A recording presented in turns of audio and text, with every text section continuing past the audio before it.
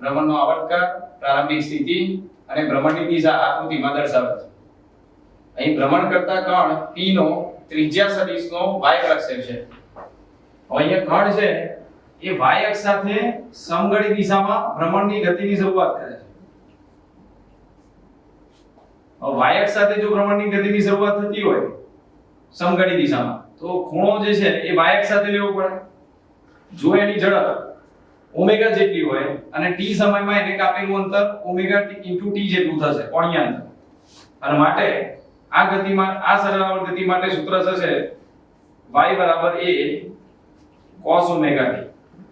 હવે કપ વિસ્તાર કેટલો આપે છે 3 મીટર એટલે a બરાબર 3 cos ઓમેગા બરાબર 2 pi t into t 3 cos 2 pi અને t બરાબર કેટલા આપે છે 4 સેકન્ડ એટલે t બરાબર 4 અને માટે આન્સર આવશે 3 cos ઉપર 2 છે નીચે 4 છે એટલે pi by 2 into t જેથી આન્સર થશે આન્સર નંબર 3.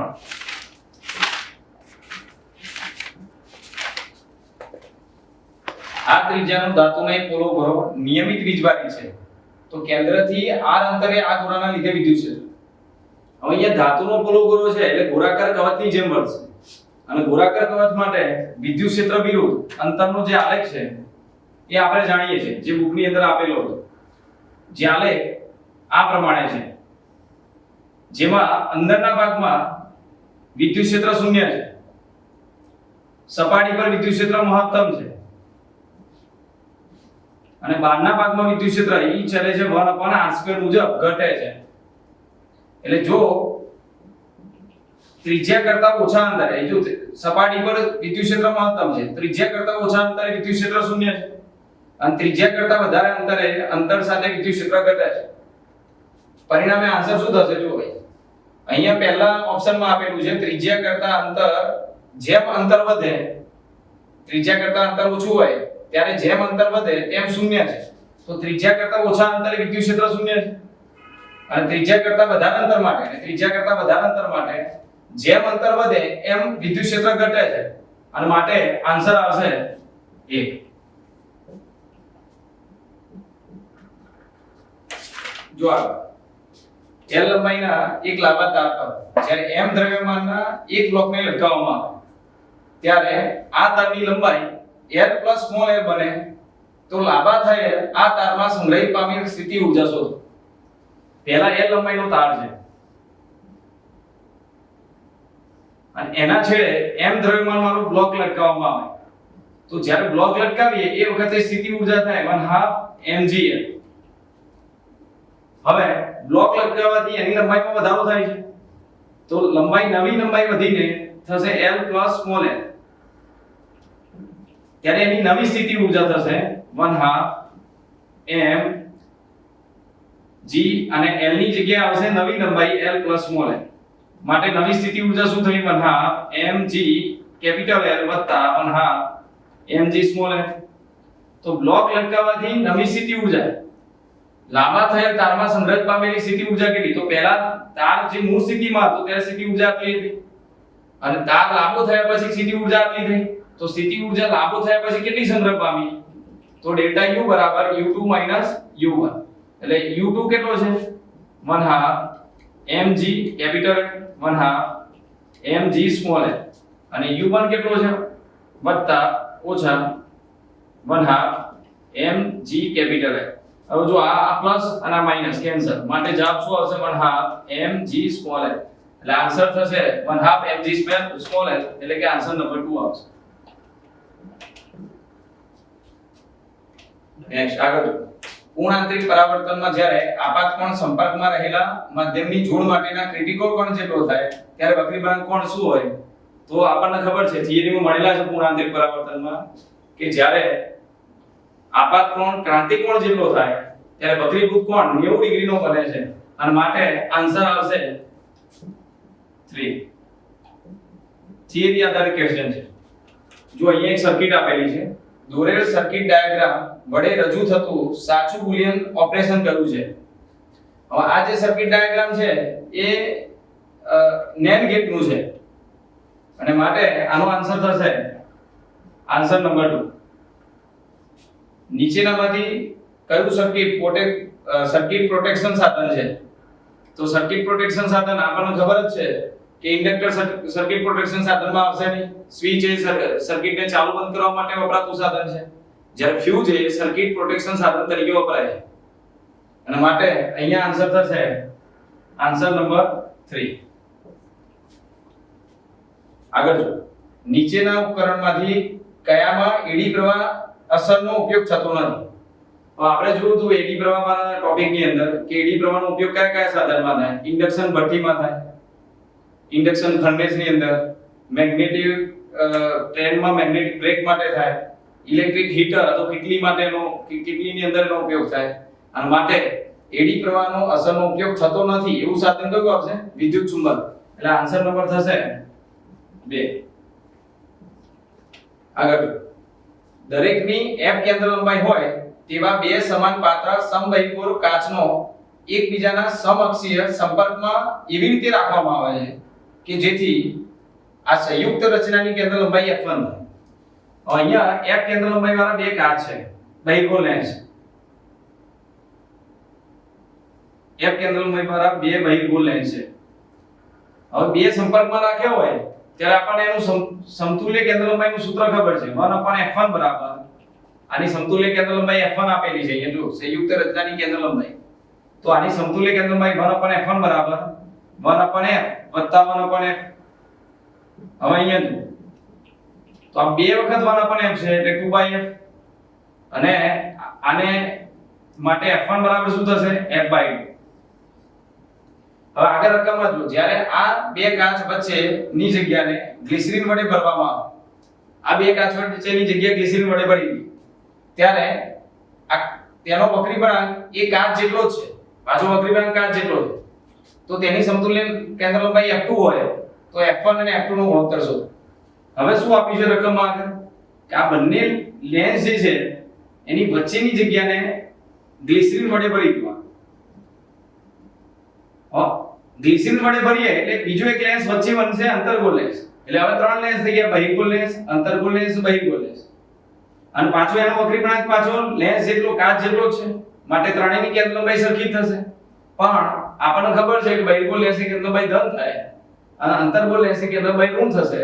માટે આ સંયોજનની અથવા આ સંપર્કમાં રહેલા લેન્સની સમતુલ્ય કેન્દ્ર લંબાઈ જે રકમમાં આપી છે f2, તો 1/f2 બરાબર બહિર્ગોળ લેન્સની ધન, અંતર્ગોળ લેન્સની ઋણ અને બહિર્ગોળ લેન્સની ફરીથી પાછી ધન. અને માટે જો તો આ પ્લસ માઈનસ કેન્સલ થશે એટલે 1/f2 બરાબર 1/f. તો f2 બરાબર શું થશે? f થશે. હવે શું શોધવાનું છે આપણે? f1/f. તો f1 અને f2 નો ગુણોત્તર તો શું થાય? f1 એટલે f/2 અને f2 એટલે f, કેન્સલ એટલે આન્સર શું આવે? 1/2. એટલે આન્સર આવશે અહીંયા 1.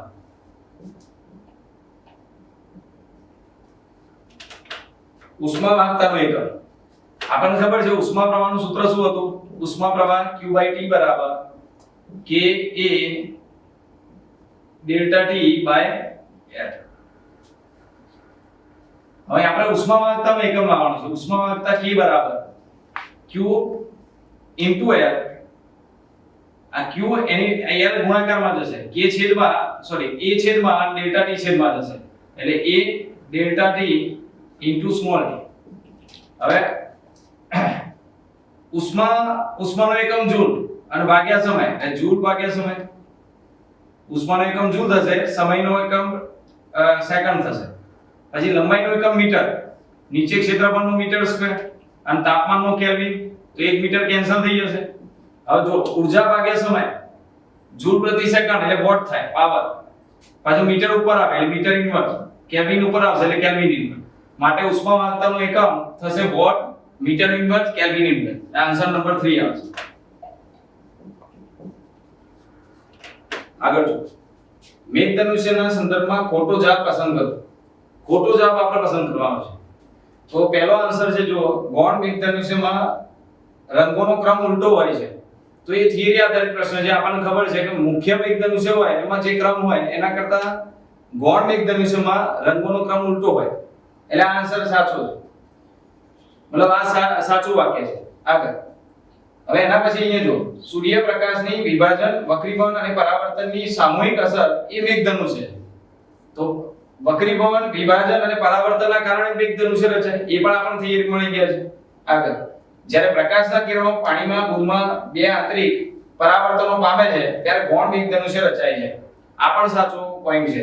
માટે ખોટો જવાબ પસંદ કરવાનો. ખોટો જવાબ શું આવે? એક નિરીક્ષકનું મુખ સૂર્યની સામે હોય ત્યારે મેઘધનુષ્ય જોઈ શકે. તો આ ખોટો વાક્ય છે. કારણ કે આપણે મેઘધનુષ્ય હંમેશા સૂર્યની ઓપોઝિટ ડાયરેક્શનમાં રહે છે.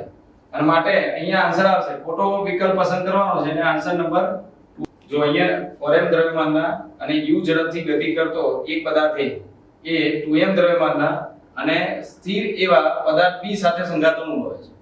એટલે પહેલા અહીંયા પદાર્થ એ જેનું દ્રવ્યમાન 4m છે અને u ઝડપથી ગતિ કરે છે, એ પદાર્થ b જેનું દર છે 2m અને સ્થિર પડેલો છે, જેનો વેગ 0 છે, એની સાથે સંઘાત અનુભવે.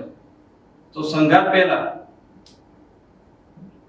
આ પદાર્થ A ની અથવા પદાર્થ A ની ગતિ ઊર્જા કેટલી થશે? સંઘાત પહેલા એની ગતિ ઊર્જા 1/2 એનું દર અને એનો વેગ એટલે u². અને માટે સંઘાત પહેલા એની ગતિ ઊર્જા થશે 2mu². હવે આગળ ચલો. હવે આ લખ્યું છે આ અથડામણ હેડ ઓન છે અને સ્થિતિસ્થાપક પ્રકૃતિની છે. તો અથડામણ પછી પદાર્થ A વડે ગુમાવાતી ઊર્જાનો જથ્થો, એટલે આ પદાર્થ છે એ B સાથે સંઘાત અનુભવે છે. તો સંઘાત બાદ હવે બંને પદાર્થ ગતિ કરતા છે. તો A ની ગતિ થઈ, A નો વેગ v1 ડેશ ધારી લઈએ આપણે અને B નો વેગ એ v2 ડેશ ધારી લઈએ. આનું દર છે 4m, આનું દર છે 2m. હવે જો સંઘાત પહેલા A ની ગતિ ઊર્જા હતી 2mu². હવે સંઘાત બાદ A ની ગતિ ઊર્જા,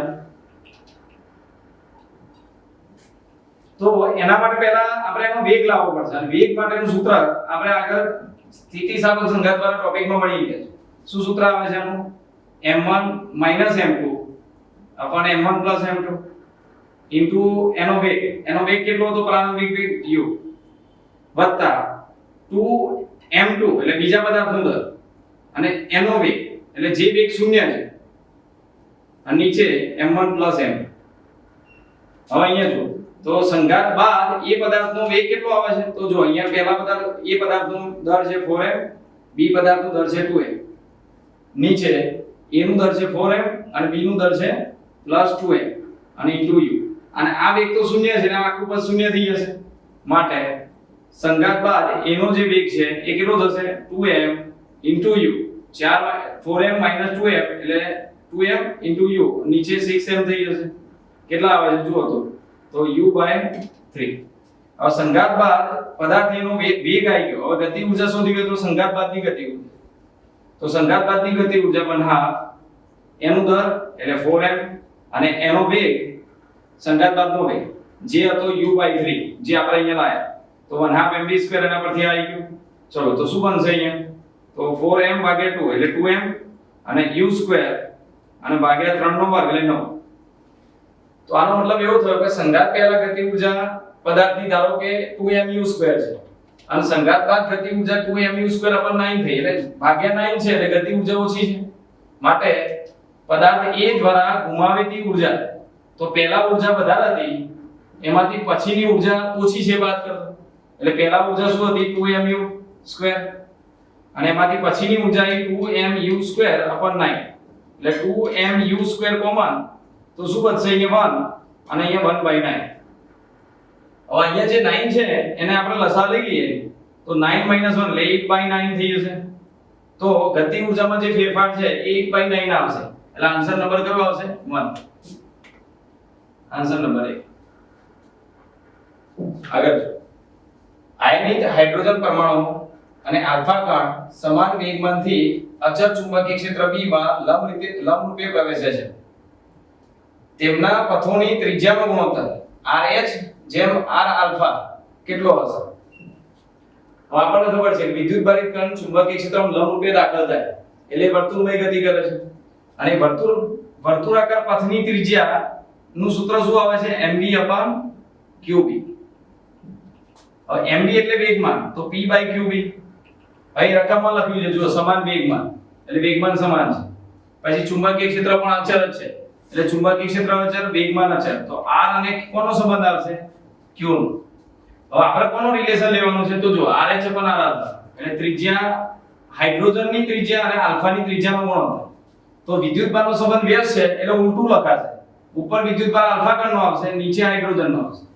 હવે આપણને ખબર છે કે હાઇડ્રોજન માટે આલ્ફા કણનો વિદ્યુતભાર આલ્ફા કણ માટે લખાય આલ્ફા માટે વિદ્યુતભાર 2q થાય અને હાઇડ્રોજન માટે વિદ્યુતભાર q થાય. કારણ કે આ 1h1 થાય, આ 2he4 થાય. તો જો અહીંયા આનો વિદ્યુતભાર 2q અને આનો વિદ્યુતભાર q કેન્સલ. એટલે આન્સર શું આવશે? તો 2:1 એટલે આન્સર નંબર 4 આવશે. કટ. v વેગથી ગતિ કરતા એક કણ પર 3 બળો આકૃતિમાં દર્શાવ્યા પ્રમાણે સદિશ ત્રિકોણ PQR વડે લાગે છે. તો આ કણનો વેગ હવે અહીંયા જો 3 બળો જે છે કેવી રીતે લાગે છે? આ પહેલો સદિશ QR, એના શીર્ષ પર બીજો સદિશ RP અને ત્રીજો સદિશ PQ છે. હવે આપણે એક થિયરી, એક કોન્સેપ્ટ સમજી ગયા છે કે જ્યારે કોઈ બળ ને સદિશ સ્વરૂપે આપણે ગોઠવતા હોય અને એ બળ એકના શીર્ષ પર બીજાનું કૂચ ગોઠવાય એ રીતે સદિશો ગોઠવાય હોય અને એ બંધગારો રચતા હોય તો બંધગારો રચે એટલે પરિણામી બળની અસર 0 થાય છે. એટલે અહીંયા કણ પર લાગતું પરિણામી બળ 0 થશે અને માટે કણ પર કોઈ બળ ના લાગતું હોય તો કણનો વેગ કેવો રહેશે? અચળ. એટલે કણ અચળ વેગી ગતિ કરે છે અને માટે આન્સર શું આવશે? Answer number 2. કોઈ એક p ટાઈપ અર્ધવાહક માટે નીચેનામાંથી કયું વિધાન સાચું છે?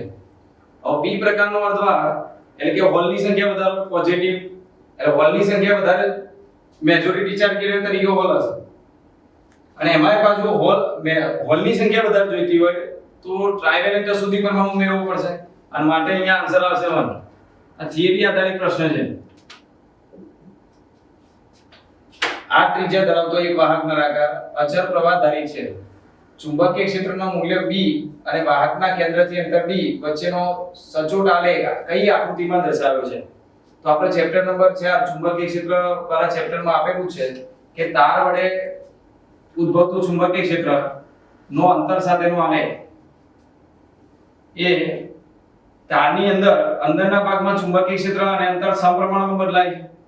સપાટી પર ચુંબકીય ક્ષેત્ર મહત્તમ હોય છે અને બહારના ભાગમાં ચુંબકીય ક્ષેત્ર એ અંતર સાથે વ્યસ્ત પ્રમાણમાં બદલાય છે અને માટે આલેખ આવશે B એટલે કે 2. Answer number 2. જો કોઈ એક સમક્ષિતિજ તળિયા પર 100 kg દ્રવ્યમાન અને 2 મીટર ત્રિજ્યાની તકતી ગબડે છે. તો તેના દ્રવ્યમાન કેન્દ્રની ઝડપ 20 સેન્ટીમીટર પ્રતિ સેકન્ડ છે. તો તેને રોકવા કેટલું કાર્ય કરવું પડશે? અહીંયા જે તકતી છે એક સમક્ષિતિજ તળિયા પર સરક્યા વિના ગબડે છે. હવે સરક્યા વિના ગબડતી હોય તો એના પાસે 2 પ્રકારની ઊર્જા હોય. એક દ્રવ્યમાન કેન્દ્રની રેખીય ગતિ ઊર્જા 1/2 mv2 અને પોતે ગબડે છે એટલે એની ચાક ગતિ ઊર્જા 1/2 I ઓમેગા સ્ક્વેર અને એ કુલ ગતિ ઊર્જા એટલે એના પર થયેલું કાર્ય અહીંયા 1/2 mv2 પ્લસ 1/2 I એટલે જડત્વની ચાક માત્રા. તો તકતીની જડત્વની ચાક માત્રા થાય 1/2 mr2 એટલે તકતીની જડત્વની ચાક માત્રા લખી દઈએ 1/2 mr2. પછી ઓમેગા બરાબર v upon r. હવે અહીંયા ઓમેગા સ્ક્વેર છે એટલે અહીંયા v square upon r square. એટલે જો r સ્ક્વેર કેન્સલ થઈ જશે. શું આવશે? અહીંયા 1/2 mv સ્ક્વેર અને અહીંયા 1/2 એટલે 1/4 mv સ્ક્વેર. હવે અહીંયા 4 નો લસા લઈ લઈએ નીચે. તો 4 નો લસા લઈએ અહીંયા તો 2 ખૂટે છે એટલે 2 + 1 એટલે 3/4 mv સ્ક્વેર. ચલો 3/4 m કેટલા છે? દ્રવ્યમાન કેટલું આપેલું છે? 100 kg એટલે અહીંયા 100 અને v કેટલો છે? તો 20 સેન્ટીમીટર એટલે સેન્ટીમીટર નું પાછું મીટર કરીને લખીશું એટલે 20 × 10⁻2 અને એનો પાછો સ્ક્વેર આપે છે. તો શું થયું? 3/4 × 100 અને 20 નો વર્ગ કેટલો થશે? 400 10⁻2 ઘાતનો વર્ગ 10⁻4. તો કેટલા આવે? અહીંયા 4 કેન્સલ થાય. અહીંયા 4 શૂન્ય એટલે 10⁻4 અને પ્લસ -4 એટલે 3 જૂલ આન્સર આવશે. એટલે જો અહીંયા આન્સર કયો આવશે? 3 જૂલ અને આન્સર નંબર 4. આન્સર નંબર 4 થશે. 1 મીટર ત્રિજ્યાના એક ગોળાકાર આકાર પીપળાની અંદર સપાટીના સંપર્કમાં 10 કેજી દ્રવ્યમાનવાળો એક બ્લોક છે. આ બ્લોક અને નળાકારની અંદરની સપાટી વચ્ચેનો ઘર્ષણાંક 0.1 છે. તો જ્યારે આ નળાકાર ઉધ્વ દિશામાં હોય તો તેની અક્ષની સાપેક્ષે ફરતો હોય તો આ બ્લોકને સ્થિર રાખવા માટે જરૂરી કોણીય વેગ. હવે અહીંયા આ એક નળાકાર પીપળું છે એ ઉધ્વ દિશામાં પોતાની અક્ષને અનુલક્ષીને ભ્રમણ કરે છે અને એની અંદર એક બ્લોક છે. તો બ્લોકને આપણે અહીંયા સ્થિર રાખવો છે તો એ માટે આ નળાકારને કેટલા કોણીય વેગથી ફેરવવો પડશે. તો અહીંયા કેટલા પ્રકારના બળ લાગશે બ્લોક પર. જો એક તો વજન પર mg, પછી અહીંયા સપાટી સાથે સંપર્કમાં છે પીપળાની સપાટી અને બ્લોકની સપાટી સંપર્કમાં છે અહીંયા ઘર્ષણ બળ fs જેને આપણે લખીએ છીએ μs * n. ત્રીજું છે અહીંયા લંબ બળ. પણ લંબ બળ છે ને આ પીપળાના કેન્દ્ર તરફ છે અને માટે એને આપણે કેન્દ્રગામી બળ કહીશું એટલે લંબ બળ n = mv²/r.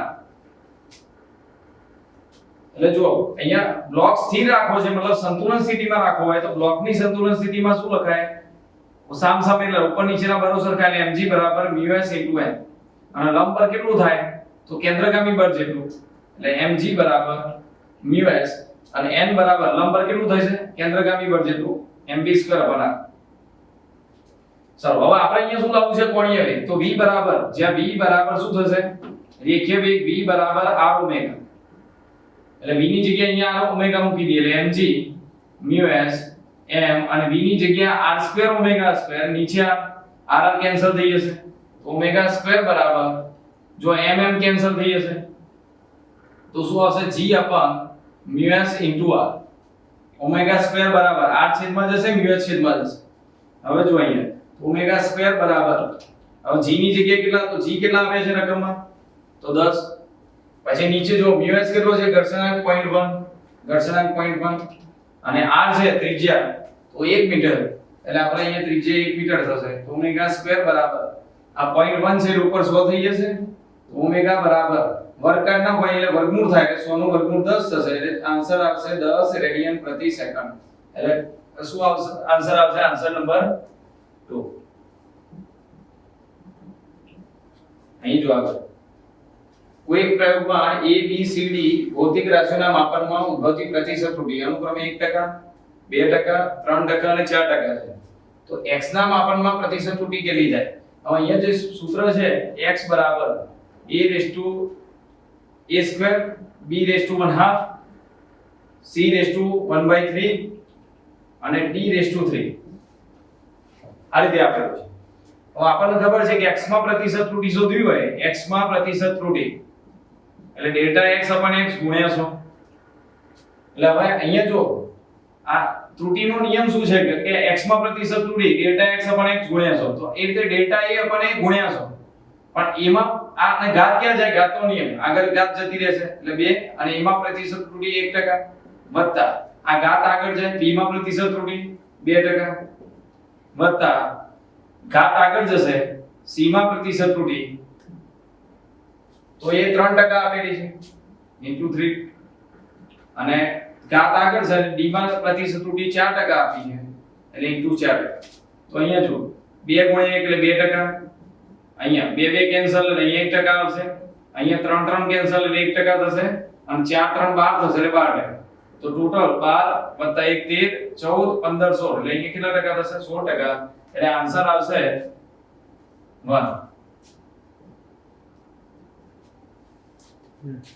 88 સેન્ટીમીટરના એક તાંબાના સળિયો અને અજ્ઞાત લંબાઈના એલ્યુમિનિયમના સળિયાની લંબાઈમાં તાપમાનના વધારાથી સ્વતંત્ર રીતે વધારો થાય છે. તો આ એલ્યુમિનિયમની સળિયાની લંબાઈ છે. આ એલ્યુમિનિયમના સળિયાની લંબાઈ છે. તો જો અહીંયા તાંબાનો રેખીય પ્રસરણાંક આપેલો છે 1.7 × 10⁻⁵ કેલ્વિન ઇન્વર્સ અને એલ્યુમિનિયમનો રેખીય પ્રસરણાંક 2.2 × 10⁻⁵ કેલ્વિન ઇન્વર્સ. હવે આપણને ખબર છે કે તાપમાન સાથે લંબાઈમાં થતો ફેરફાર Δl એ બંને માટે સરખો છે અહીંયા રકમમાં લખેલું છે તાપમાનના વધારાથી સ્વતંત્ર વધારો થાય છે, એટલે તાપમાનના વધારા સાથે લંબાઈમાં થતો ફેરફાર સરખો આપેલો છે. હવે આનું સૂત્ર શું આવે છે? ડેલ્ટા L બરાબર આલ્ફા L ડેલ્ટા T. અહીંયા આલ્ફા L ડેલ્ટા T આ કોના માટે લખાશે? એક તો તાંબા માટે, અને અહીંયા કોના માટે આવશે? એલ્યુમિનિયમ માટે.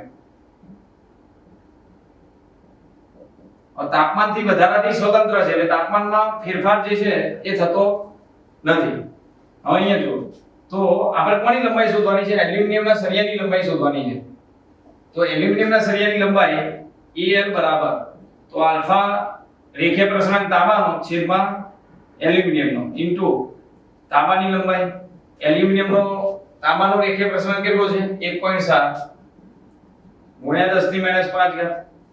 એલ્યુમિનિયમનો 2.2 ગુણ્યા 10 ની -5 અને તાંબાની લંબાઈ છે 80 સેન્ટીમીટર.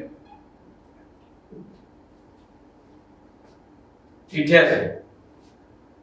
તો અહીંયા -5 કેન્સલ થઈ જશે તો 1/1.7 into 88/2.2 એટલે 40 થશે. એટલે આન્સર આવશે 68 સેન્ટીમીટર. 68 સેન્ટીમીટર આન્સર નંબર 3 આવશે.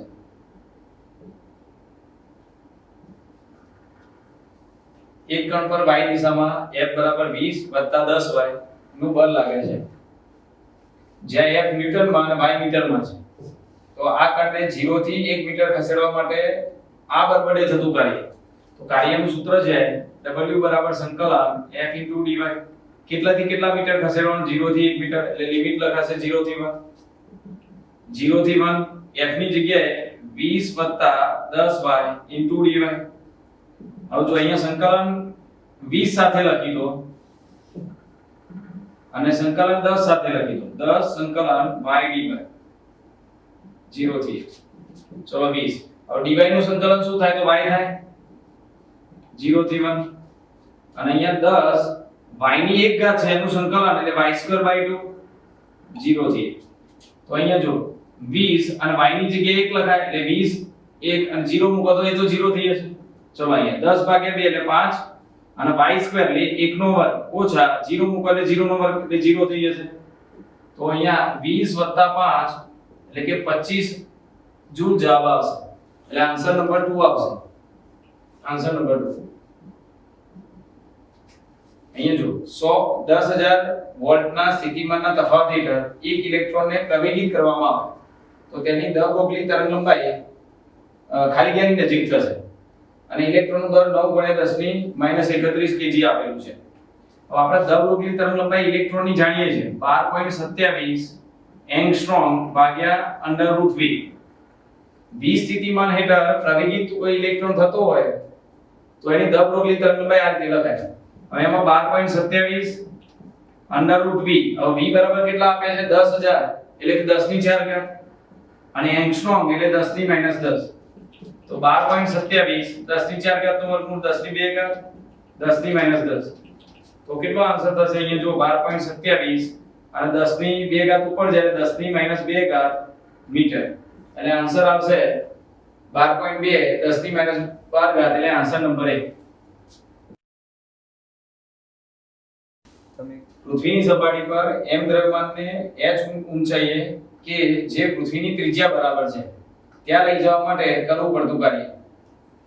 હવે કોઈ પદાર્થ પૃથ્વીની સપાટી પર છે પહેલા ત્યારે એની સ્થિતિ ઊર્જા આપણે અહીંયા લખ્યું હોય સપાટી પર સ્થિતિ ઊર્જા તો g પૃથ્વીનું દર પદાર્થનું દર અને ત્રિજ્યા. હવે આ પદાર્થને ત્રિજ્યા જેટલી જ ઊંચાઈ લઈ જવાનું છે એટલે ઊંચાઈ ત્રિજ્યા જેટલી એટલે ત્રિજ્યા જેટલી ઊંચાઈ લઈ જઈએ ત્યારે સ્થિતિ ઊર્જા તો g m e m અને એ વખતે અંતર થશે 2r. તો અહીંયા સપાટી પરથી ત્રિજ્યા જેટલી ઊંચાઈ લઈ જવામાં આવે ત્યારે સ્થિતિ ઊર્જામાં થતો ફેરફાર એટલે કે એના પર થયેલું કાર્ય એટલે આના લખાશે સ્થિતિ ઊર્જામાં થતો ફેરફાર એટલે અંતિમ માઈનસ પ્રારંભિક. સ્થિતિ ઊર્જામાં થતો ફેરફાર તો પહેલા સ્થિતિ ઊર્જા અહીંયા વધારે હતી સપાટી પર g m e m / r ઓછા પછીની સ્થિતિ ઊર્જા g m e m / 2r હવે અહીંયા જો અહીંયા આપણે લસા લઈ લઈએ તો 2r નો લસા લઈએ તો અહીંયા 2 નથી એટલે 2 આવશે, 2 માંથી 1 બાદ થાય એટલે GMEM upon 2r.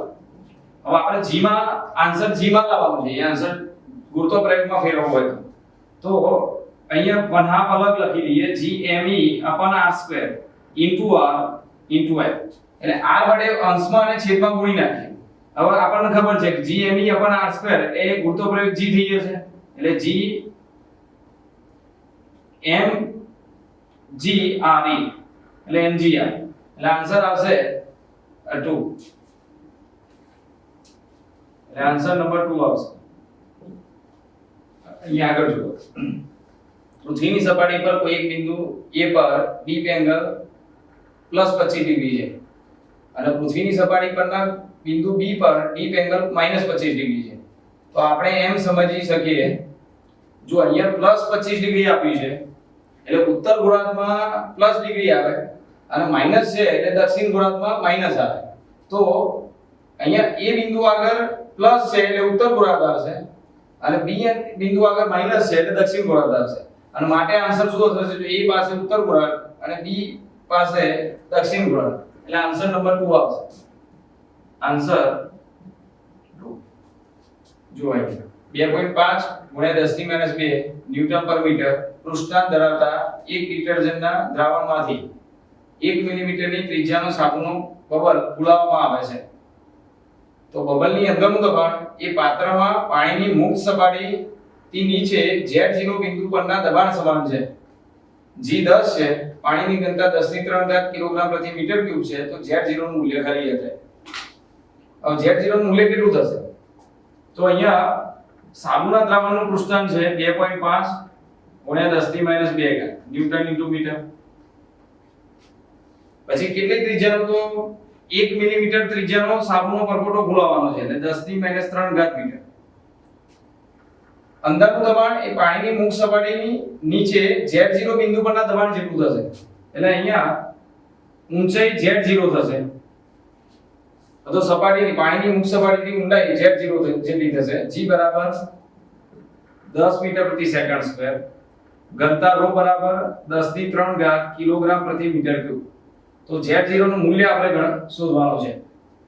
પરપોટાની અંદરનું દબાણ અથવા દબાણમાં થતો ફેરફાર ડેલ્ટા P બરાબર, અહીંયા સાબુના દ્રાવણનો પરપોટો છે એટલે એની બે મુક્ત સપાટી હોય માટે અહીંયા સૂત્ર લખાય 40/r.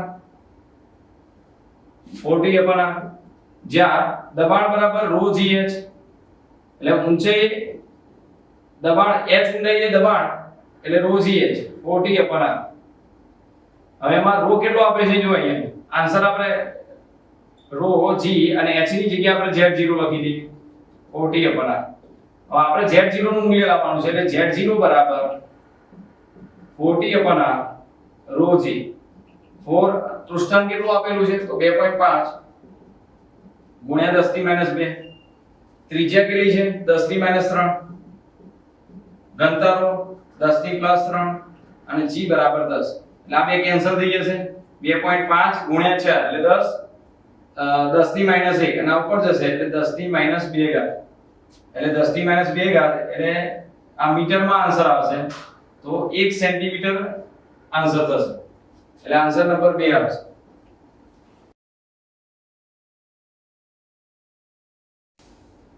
નીચે દર્શાવેલ પરિપથમાં વોલ્ટમીટર અને એમીટરનું વાંચન ખાલી ગયા હશે. તો વાંચન કેટલું હશે? હવે અહીંયા તમે જો પહેલી સર્કિટમાં વોલ્ટમીટરનું અવલોકન V1 અને પ્રવાહમાંથી વહેતો I1 છે. જ્યારે આ પરિપથની અંદર છે ને વોલ્ટમીટર શ્રેણીમાં જોડેલું છે. વોલ્ટમીટર આદર્શ વોલ્ટમીટર હોય તો એનો અવરોધ ઇન્ફિનિટી થાય અને જો અવરોધ ઇન્ફિનિટી થાય તો આ ભાગમાં અવરોધ ઇન્ફિનિટી હોય તો અહીંયાથી જે પ્રવાહ વહેતો હોય આ ભાગમાં જશે જ નહીં અને માટે આ બંને સર્કિટ સમાન થઈ જશે. આ ભાગમાં આ ભાગ કેન્સલ થઈ જશે કારણ કે આ ભાગમાંથી કોઈ પ્રવાહ વહેતો નથી. એટલે એનો અર્થ એવો થયો કે જો 10 માંથી વહેતો પ્રવાહ અને આ પણ 10 માંથી વહેતો પ્રવાહ એટલે I1 બરાબર I2 થશે. I1 બરાબર I2. નંબર 2 બીજું કે આ વોલ્ટમીટરના સમાંતર છે એટલે અહીંયાથી જે વોલ્ટેજ મળે સમાંતર જોવામાં વોલ્ટેજ 10 વોલ્ટ બતાવશે અને અહીંયા પણ સમાંતર જોવામાં વોલ્ટેજ 10 વોલ્ટ થશે એટલે V1 બરાબર V2 થશે. એટલે V1 બરાબર V2 અને I1 બરાબર I2 આવશે. એટલે આન્સર નંબર 2 આવશે. Answer number 2. શૂન્યાંતિક અવરોધના અને EMF ના એક DC ઉદ્ગમ સાથે આકૃતિમાં દર્શાવ્યા પ્રમાણે 6 બલ્બ જોડેલા છે. એટલે અહીંયા બેટરી સાથે 6 બલ્બ જોડેલા છે. પહેલી પરિસ્થિતિ બધા બલ્બ ચાલુ હોય ત્યારે તેમાંથી, અને બીજી પરિસ્થિતિ વિભાગ A ના 2 બલ્બ અને વિભાગ B ના એક જ બલ્બ ચાલુ હોય ત્યારે વપરાતા પાવરનો ગુણોત્તર. હવે પરિસ્થિતિ પહેલી 1 માં બધા જ બલ્બ ચાલુ છે. બધા જ બલ્બ ચાલુ છે.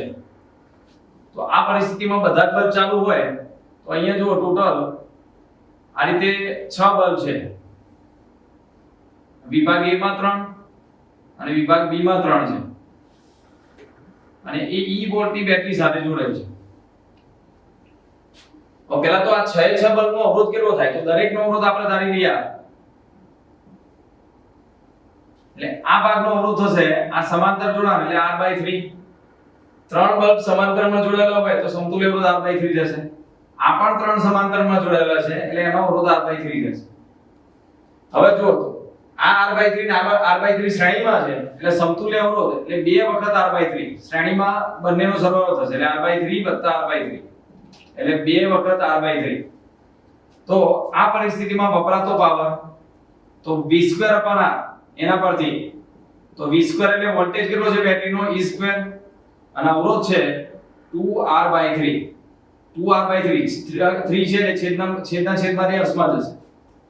તો પહેલી પરિસ્થિતિમાં વપરાતો પાવર આવ્યો 3E2/2R. હવે શું લખ્યું છે બીજી પરિસ્થિતિમાં નંબર 2?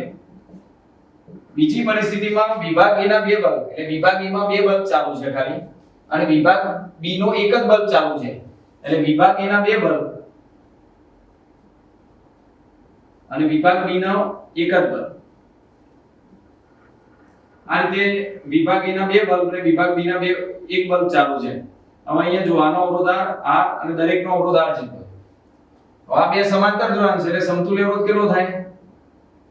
સમાંતરમાં સમતુલ્ય અવરોધ R/2.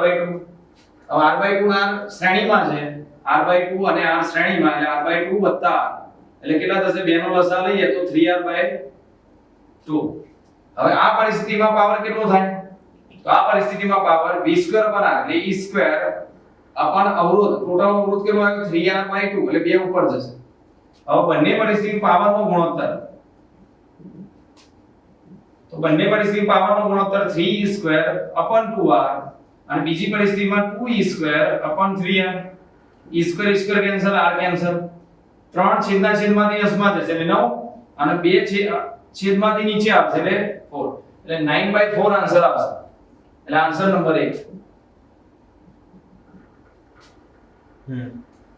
અહીંયા જો M દ્રવ્યમાન ને એક પાતળા તાર સાથે જોડેલ છે અને ઉધ્વ વર્તુળ પર વીંટાળેલ છે. તો આ તાર મોટા ભાગે તૂટી જશે જ્યારે તાર સમસીધી જશે.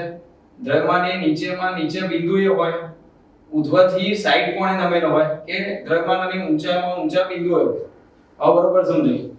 M દ્રવ્યમાનને એક પાતળા તાર સાથે જોડેલ છે એટલે M દ્રવ્યમાન ધરાવતો પદાર્થ છે એને એક પાતળા તાર સાથે જોડી ઉધ્વ વર્તુળ પર વીંટાળેલ છે એટલે ઉધ્વ વર્તુળ પર આમ વીંટાળવામાં આવે છે. તો આ તાર ક્યારે તૂટી જશે? હવે જેમ જેમ વીંટાળતા જઈએ એમ દ્રવ્યમાન કેન્દ્ર છે ને નીચે ખસતું જશે. દ્રવ્યમાન કેન્દ્ર નીચે ખસતું જાય એટલે જ્યારે દ્રવ્યમાન કેન્દ્ર એ નીચા બિંદુએ હોય ત્યારે આ તાર તૂટી જશે. એટલે આન્સર નંબર કયો આવશે? 2. નીચેની પ્રક્રિયાઓમાંથી કયામાં ઉષ્માનું શોષણ કે ઉત્સર્જન થતું નથી? તો આપણને ખબર જ છે કે સમોષ્મી પ્રક્રિયામાં ઉષ્માનો વિનિમય શૂન્ય હોય છે. એટલે કે આમાં ઉષ્મા તંત્રમાંથી બહાર જતી નથી પરિસરમાં, કે પરિસરમાંથી તંત્રમાં આવતી નથી, અને માટે આન્સર આવશે 1.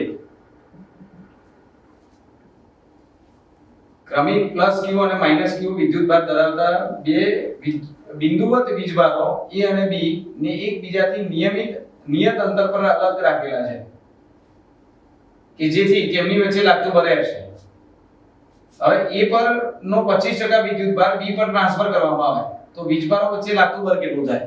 પહેલા જે વિદ્યુતભારો છે એ +Q અને -Q છે, બંને વચ્ચે અંતર R છે. એ વખતે એમની વચ્ચે લાગતું બળ લખ્યું છે F જેટલું, એટલે એ વખતે બળ F = kq2/r². હવે 25% વિદ્યુત ભાર આના પરથી આના પર લઈ લેવામાં આવે, એટલે 25% માંથી લઈ લીધો એટલે એના પર વધ્યો 75%, એટલે 75% એટલે 0.75 ક્યુ લખાય, અને આના પર પ્લસ 25% આવે એટલે -100% માંથી પ્લસ 25% આવે એટલે -75% વધે, એટલે -0.75 ક્યુ માઈનસમાં વધશે આપણા. હવે આ પરિસ્થિતિમાં લાગતું બળ ફરીથી એકવાર સમજો, 25% વિદ્યુત ભાર પ્લસ ક્યુ પરથી માઈનસ ક્યુ પર આવે એટલે આમાંથી 25% ઓછો થઈ ગયો એટલે વધ્યો 75%, 75% એટલે 75 ભાગ્યા 100 એટલે 0.75, અને 25% પ્લસ આના પર આવે એટલે માઈનસ માંથી 25% બાદ થાય, -100% માંથી પ્લસ 25% બાદ થાય એટલે -75% વધે એટલે -0.75 ક્યુ. આ પરિસ્થિતિમાં બળ શું લખાય તો કે Q1 એટલે 0.75 ક્યુ, Q2 એટલે ફરીથી 0.75 ક્યુ upon r સ્ક્વેર. હવે f ડેશ બરાબર તો જો 0.75 એટલે એને લખાય 3/4, ફરીથી 0.75 એટલે ફરીથી 3/4, અને k q square, k q into q એટલે q square upon r square, તો 3 into 3 9 અને 4 into 4 16, અને k q square upon r square એટલે શું થઈ જશે f, એટલે નવી પરિસ્થિતિમાં લાગતું બળ છે 9/16 થઈ જશે, 9/16 f, એટલે આન્સર નંબર 1 આવશે.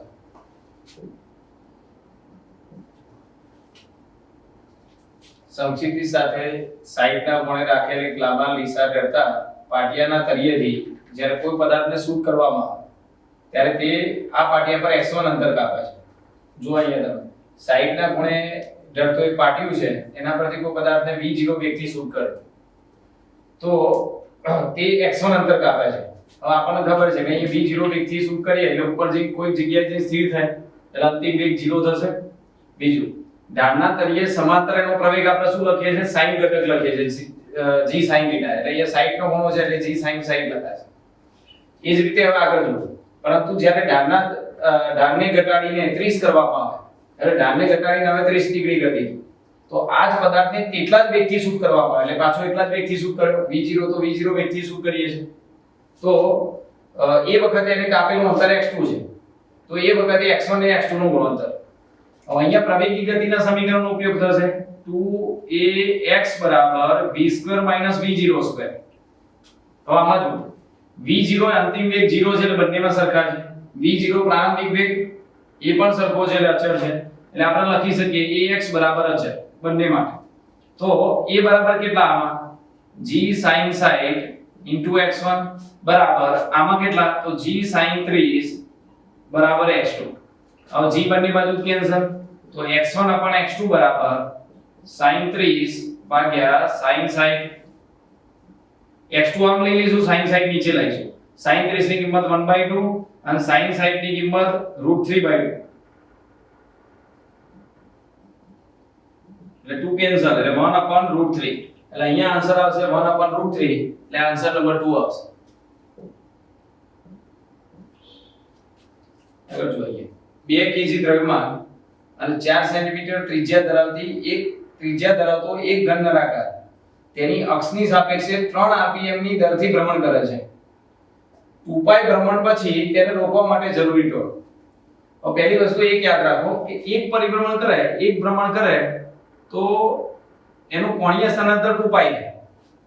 અહીંયા એ નળાકાર 2π ભ્રમણ કરે છે તો 2π પરિભ્રમણ કરે તો એનું કોણીય સ્થાનાંતર કેટલું થાય તો કોણીય સ્થાનાંતર θ બરાબર 2π * 2π એટલે થશે 4π².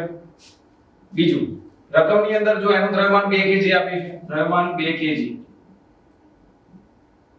પછી ત્રિજ્યા આપી છે 4 સેન્ટીમીટર એટલે 4 × 10⁻² મીટર, પછી 3 rpm ના દરથી ભ્રમણ કરે છે એટલે આવૃત્તિ આપી છે 3 rpm, 3 રોટેશન પર મિનિટ. હવે પહેલા તો રોટેશન પર મિનિટ ને આપણે સેકન્ડમાં કરીશું એટલે 1 મિનિટ એટલે 60 સેકન્ડ થાય એટલે નીચે સેકન્ડ થશે એટલે rps થઈ જશે એટલે ઉપર 3 નીચે 60 છે એટલે 1/20 rps. હવે f આવ્યો આવૃત્તિ તો એના પરથી કોણીય વેગ કેટલો આવે તો કોણીય વેગ ઓમેગા બરાબર 2πf, તો 2π અને f બરાબર 1/20 એટલે π/10 રેડિયન પ્રતિ સેકન્ડ એવો કોણીય વેગ થશે. હવે અહીંયા જો હવે અહીંયા આ જે ઘન નળાકાર છે એ તેની અક્ષની સાપેક્ષે આટલા દરથી ભ્રમણ કરે છે, તો એને રોકવા માટે જરૂરી ટોર્ક. હવે જો ટોર્ક લાવવું હોય તો ટોર્ક ટાઉ બરાબર I આલ્ફા. એટલે તમારે એક તો I એટલે જડત્વની ચાક માત્રા, નક્કર નળાકારની જડત્વની ચાક માત્રા શું થાય? નક્કર નળાકારની જડત્વની ચાક માત્રા 1/2 mr². અને પ્રવેગ કેટલો થાય? તો પ્રવેગ શોધવા માટે પ્રવેગ બરાબર, તો અહીંયા જો પ્રવેગ શોધવા માટે 2 આલ્ફા થીટા બરાબર ω² ω02 અચળ પ્રવેગી ગતિના સમીકરણ. તો એમાં આલ્ફા બરાબર ω² ω02 અપન 2 થીટા. હવે એમાં જો આને રોકવાનો છે એટલે અંતિમ સ્થિતિમાં રોકીએ છીએ એટલે અંતિમ કોણીય વેગ 0 થશે, -ω02 અપન 2 થીટા.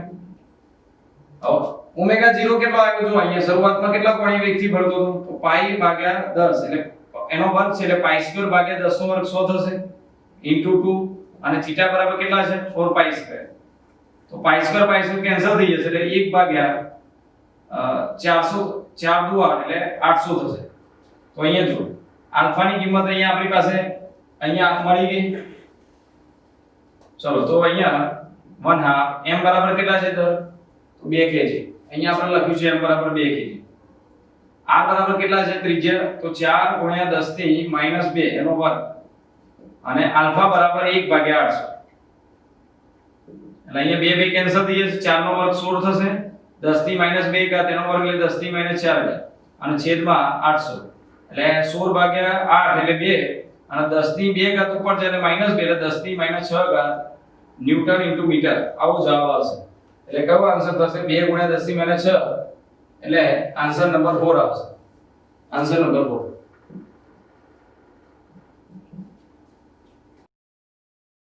કોઈ પાત્રમાં ભરેલ વાયુનું તાપમાન વધારવામાં આવે તો તેના પરિણામે, હવે તાપમાન વધારો એટલે વાયુના ઘટકનો અસ્તવ્યસ્ત ગતિ વધી જાય અને પરિણામે એની ગતિ ઊર્જામાં વધારો થાય. એટલે આન્સર નંબર 1 આવશે. થિયરી આધારિત પ્રશ્ન છે.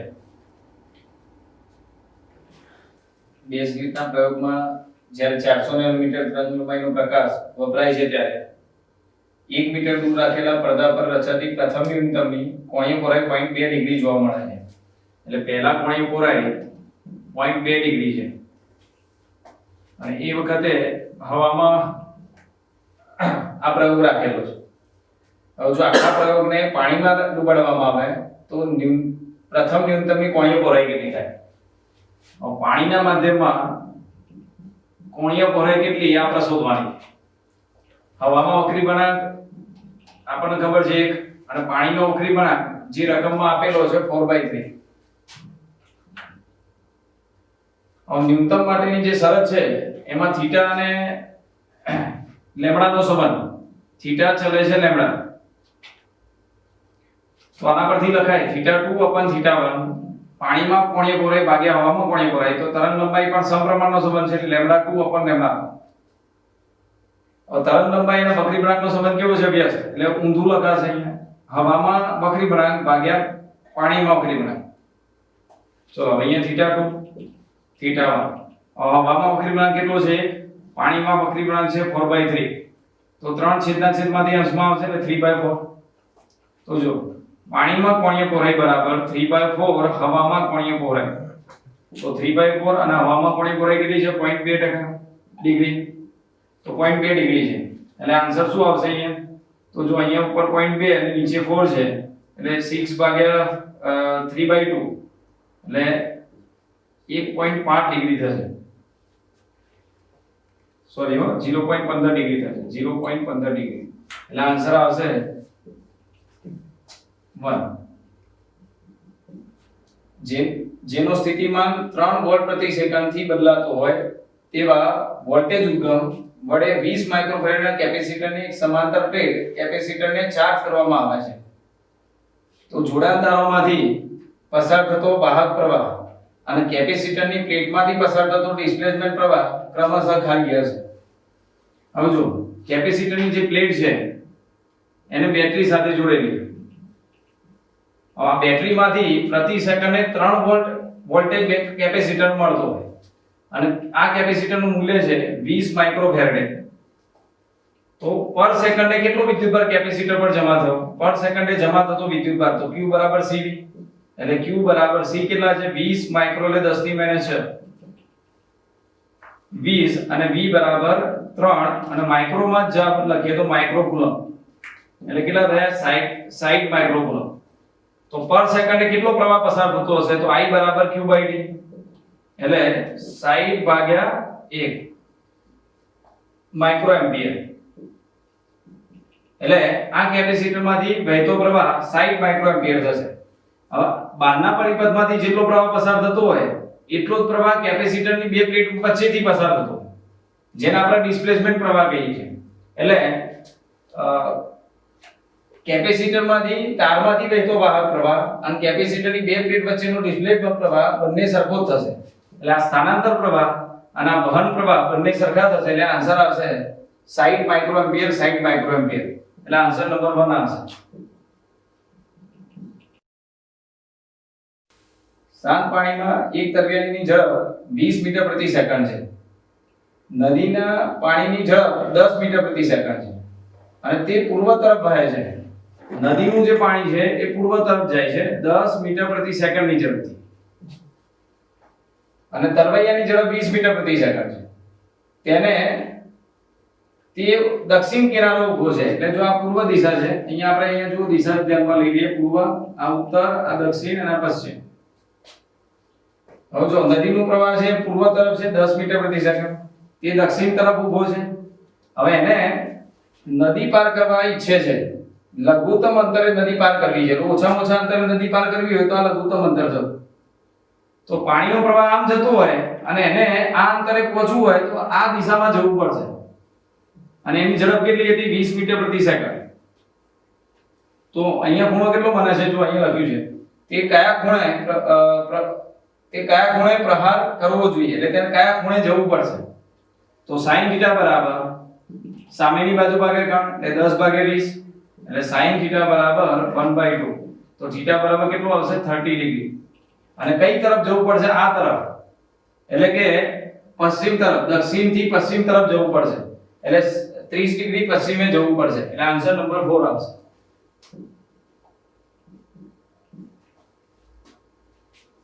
SSM કરતા એક કણનો એક પૂર્ણ કંપન દરમિયાન સરેરાશ વેગ. હવે સરેરાશ ગતિ કરતા પદાર્થનો સરેરાશ વેગ કાં તો sin વિધેય હોય કાં તો cos વિધેય પ્રમાણે બદલાતો હોય. એટલે આનો વેગનું સૂત્ર છે a omega cos omega t + 5. અત્યારે cos વિધેય અનુસાર સરેરાશ ગતિ પદાર્થનો વેગ સરેરાશ ગતિ કરતા પદાર્થનો વેગ cos વિધેય અનુસાર મળશે. હવે cos વિધેયનો એક આવર્તકાર પર સરેરાશ 0 થાય. cos નો એક આવર્તકાર પર સરેરાશ 0 થશે. એટલે પરિણામે આન્સર આવશે 0. એટલે આન્સર 0 થશે. એટલે આન્સર નંબર 3 આવશે. એ સરેરાશ ગતિ કરતા એક કણનું સ્થાનાંતર. સરેરાશ ગતિ કરતા કણનું સ્થાનાંતર આપેલું છે a0 + a sin omega t + b cos omega t. તો આ દોલનનો કંપનવિસ્તાર કયા સૂત્ર વડે આપવામાં આવશે? હવે જો પહેલા તો આ અચળ પદ છે જે સરેરાશ ગતિ દર્શાવતું નથી, એટલે આના બાદ લઈ લો. y - a0 બરાબર a sin omega t + b cos omega t. તો એનો મતલબ એવો થયો કે આ કંપનવિસ્તાર દર્શાવે છે. તો પરિણામી કંપનવિસ્તાર સરેરાશ ગતિમાં લાવવો હોય અને sin cos વિધેય અનુસાર બદલાતો હોય તો એનો પાયથાગોરસ પ્રમેય વપરાય. એટલે અહીંયા જો a² + b² અને sin² cos² એટલે કિંમત 1 થઈ જશે. એટલે આન્સર આવશે √a² + b². એટલે આન્સર નંબર 1 આવશે. 2 મીટર ઊંચાઈની પૂર્ણતઃ ભરેલી ખુલ્લી ટાંકી ના તળિયા પાસે 2 મિલીમીટર સ્ક્વેર આડછેદનું ક્ષેત્રફળ ધરાવતું એક નાનું કાણું રહેલું છે. g બરાબર 10 મીટર પ્રતિ સેકન્ડ કરી લઈએ. તો આ ખુલ્લા કાણામાંથી વહેતા પાણીના પ્રવાહનો દર. હવે પાણીના વહનનો દર એટલે આપણે વહનનો દર શું લખીએ છીએ? r બરાબર v * f. હવે h ઊંચાઈની એક ખુલ્લી ટાંકી છે. આ ટાંકીમાં નીચે એક હોલ રાખેલો છે અને આ હોલમાંથી બહાર આવતા પાણીનો વહનનો દર. વહનનો દરનું સૂત્ર શું છે? r બરાબર v * f. હવે જો h ઊંચાઈથી બહાર આવતા પાણીનો વેગ એટલે શું લખાય √2gh અને ક્ષેત્રફળ એ √2 g એટલે કેટલા આપેલા છે 10 ઊંચાઈ કેટલી છે ટાંકીની ઊંચાઈ 2 મીટર અને ક્ષેત્રફળ એ બરાબર 2 મિલીમીટર સ્ક્વેર મિલીમીટર નું મીટર કરીશું એટલે 2 મિલીમીટર નું મીટર 10 ની -3 અને એનો પાછો વર્ગ એટલે 10 ની -6 તો જો અહીંયા તો અહીંયા 2 × 2 4 4 નું વર્ગમૂળ 2 થઈ જશે 10 નું વર્ગમૂળ એટલે 3 પોઈન્ટ સમથિંગ થશે અને અહીંયા ગુણ્યા 2 ગુણ્યા 10 ની -6 એટલે 2 × 2 4 4 × 3 એટલે 12 થશે 12 × 10 ની -6 એટલે આન્સર કયો આવશે આન્સર નંબર 4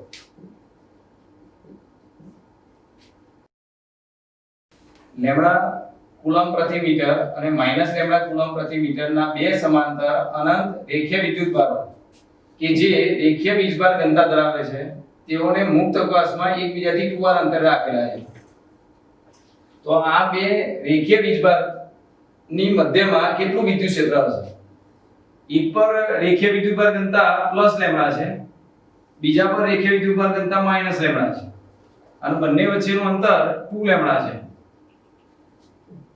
તો મધ્ય બિંદુ પર કેટલું વિદ્યુત ક્ષેત્ર હશે એ આપણે ગણવાનું છે તો ધારો કે લેમ્ડા રેખીય વિદ્યુતભાર ઘનતા ધરાવતો તાર હોય તો એના વડે વિદ્યુત ક્ષેત્ર તો ધન વિદ્યુતભારિત તાર છે એટલે એનું વિદ્યુત ક્ષેત્ર દૂર તરફ આવશે એટલે કે એનાથી બહાર છે અને ઋણ વિદ્યુતભારિત તારનું વિદ્યુત ક્ષેત્ર એની તરફ જતું આવશે ધનનું એનાથી દૂર છે ઋણનું એની તરફ છે બંનેનું વિદ્યુત ક્ષેત્ર એક જ દિશામાં આવે છે એટલે પરિણામી વિદ્યુત ક્ષેત્ર થશે E1 + E હવે જો પહેલા લેમ્ડા રેખીય વિદ્યુતભારિત ઘનતા ધરાવતા તાર વડે ઉદ્ભવતું વિદ્યુત ક્ષેત્ર k લેમ્ડા 2k લેમ્ડા આપવાના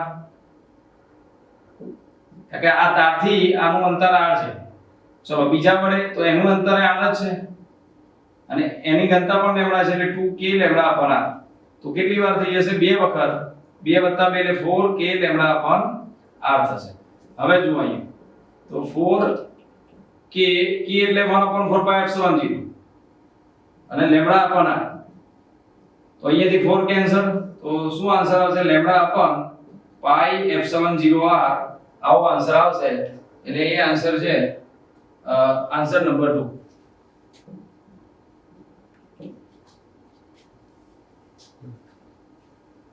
A અને B બે કણો ક્રમશઃ RA અને RB ત્રિજ્યાના સમકેન્દ્રી વર્તુળો પર અનુક્રમે VA અને VB ઝડપથી નિયમિત વર્તુળની ગતિ કરે છે તેમના પ્રમાણનો આવર્તકાળ સમાન છે તો A એની કોણીય ઝડપ અને B ની કોણીય ઝડપનો ગુણોત્તર અહીંયા આવર્તકાળ T બંને માટે સમાન છે એટલે અચળ છે તો કોણીય ઝડપનું સૂત્ર છે 2π/T તો T અચળ છે તો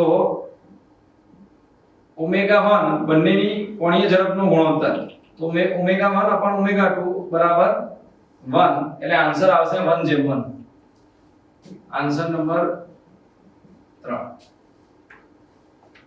0.05 મીટર સ્ક્વેર અસરકારક ક્ષેત્રફળ અને 800 આંટા ધરાવતા એક ગુંચાળને 5 × 10⁻⁵ ચુંબકીય ક્ષેત્રમાં લંબરૂપે રાખેલ છે એટલે પહેલા ચુંબકીય ક્ષેત્રમાં ગુંચાળને લંબરૂપે રાખેલ છે એટલે B અને A વચ્ચેનો ખૂણો પહેલા 0 બનશે હવે આ ગુંચાળના સમતલને તેની સમતલીય અક્ષને અનુલક્ષીને 0.1 સેકન્ડમાં 90 ગુમાવવામાં આવે હવે 90 ડિગ્રી ગુમાવી દઈએ એટલે હવે એની વચ્ચેનો ખૂણો B અને A વચ્ચેનો ખૂણો 90 ડિગ્રી થશે તો ગુંચાળમાં પ્રેરિત થતું EMF હવે ગુંચાળમાં પ્રેરિત થતું EMF E બરાબર ∅/T ∅ બરાબર NAB cos θ/T હવે n બરાબર કેટલા આંટાની સંખ્યા તમને આપેલી છે 800 આંટા ક્ષેત્રફળ આપેલું છે 0.05 અને ચુંબકીય ક્ષેત્ર છે 5 × 10⁻⁵ અને નીચે સમય છે 0.1 સેકન્ડ એટલે અહીંયા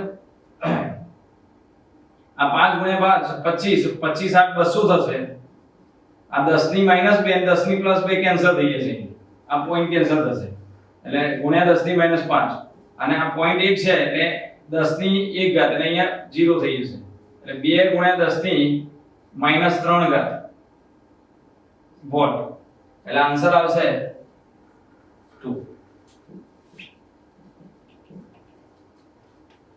પ્રકાશના કયા રંગની તરંગલંબાઈ મહત્તમ છે?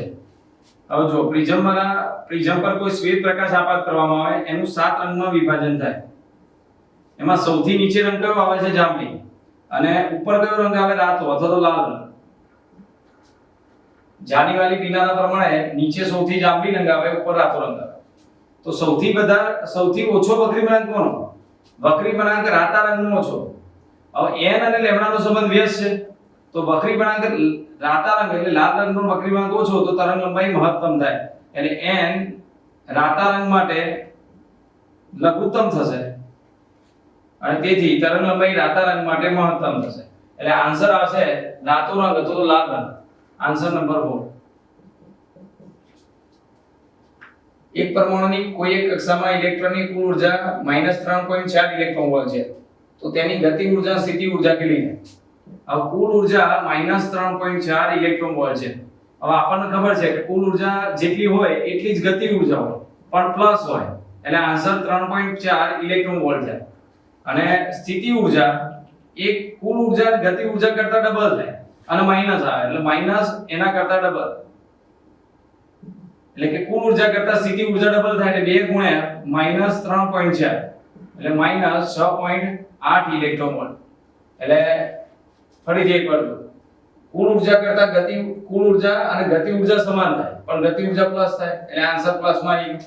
અને બીજી વસ્તુ આપણને એ ખબર છે કે સ્થિતિ ઊર્જા કુલ ઊર્જા કરતા ડબલ થાય અને માટે આના કરતા ડબલ એટલે -6.8 થાય. એટલે આન્સર શું આવશે? ગતિ ઊર્જા 3.4, સ્થિતિ ઊર્જા -6.8 એટલે આન્સર નંબર 2 આવશે. આન્સર 2. આલ્ફા કણ ખાલીયા ધરાવે છે, તો હિલિયમ પરમાણુનું ન્યુક્લિયસ છે એટલે આપણને ખબર જ છે કે 2 પ્રોટોન અને 2 ન્યુટ્રોન ધરાવે, એટલે ફક્ત 2 પ્રોટોન અને 2 ન્યુટ્રોન ધરાવે છે અને માટે આન્સર શું આવશે? Answer number 4. એટલે આન્સર અહીંયા 4 આવશે. એટલે આ થિયરી આધારિત પ્રશ્ન છે. પૃથ્વીની સપાટી પર એક પદાર્થનું વજન 200 ન્યૂટન છે, તો પૃથ્વીની કેન્દ્રથી અડધી ઊંડાઈએ તેનું વજન કેટલું થાય? હવે ઊંડાઈ સાથે ગુરુત્વપ્રવેગમાં થતો ફેરફાર. d ઊંડાઈએ ગુરુત્વપ્રવેગ કેટલો? તો સપાટી પર ગુરુત્વપ્રવેગ ઇન્ટુ 1 - d/r.